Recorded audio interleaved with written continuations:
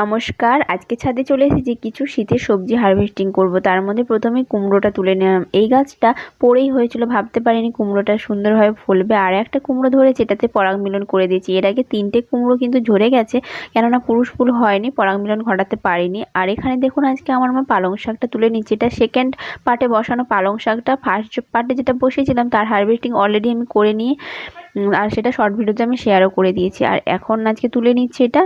আর দেখুন কত সুন্দর কচিয়েছে, এত সুন্দর এগুলো মানে মিষ্টি।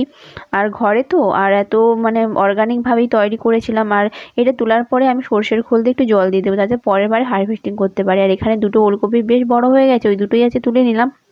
আর কিছু আজকে ধনের পাতাও সংগ্রহ করব, কেননা লাল লাল হয়ে যাচ্ছে, এগুলোকে তুলে নিতে হবে।